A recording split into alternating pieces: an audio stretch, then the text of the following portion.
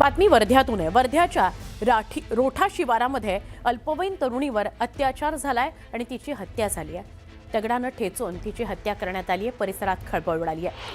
या प्रकरणामध्ये पोलिसांनी 3 संशयितांना ताब्यात घेतलंय। घटनास्थळी जिल्हा पोलीस अधीक्षक, अतिरिक्त पोलीस अधीक्षकासह सावंगी पोलिसांचं पथक घटनास्थळी दाखल झालंय। तरुणी दुपारी शाळेतून लवकर घरी आल्यानं ती एकटीच होती घरी। संधीचा फायदा घेत तिच्यावर अत्याचार करण्यात आला। घटनेची माहिती इतरांना देऊ नको म्हणत नराधमानं तरुणीला धमकी सुद्धा दिल्याची माहिती कळते। दरम्यान या प्रकरणात पोलीस काय कारवाई करतात हे बघणं महत्त्वाचं ठरणार आहे। घटना गंभीर आहे। वर्ध्याच्या रोठामध्ये घडलेली ही घटना आहे। अल्पवयीन तरुणीची अत्याचार करून हत्या करण्यात आली। आमचे प्रतिनिधी नरेंद्र मते यांच्याशी अधिक बोलूया। नरेंद्र, काय अपडेट आहे?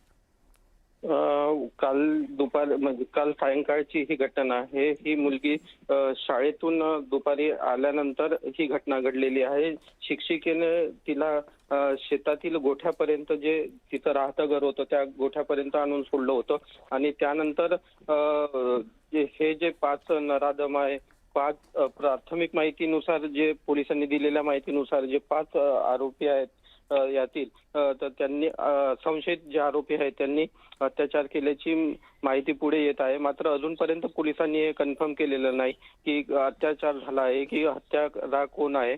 परंतु 5 जे संशयित आहेत त्यांना ताब्यात घेतलेलं आहे। त्यांची सखोल अशी चौकशी चालू आहे।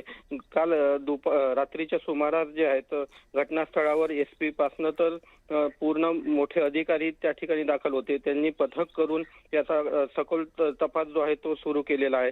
आजूबाजूचे जे संशयित आहेत त्यांना ताब्यात घेणं सुरू आहे आणि यातील जो मुख्य आरोपी आहेत त्यांना शोधण्याचा जो प्रयत्न आहे तो पोलिसांकडून केला जात आहे।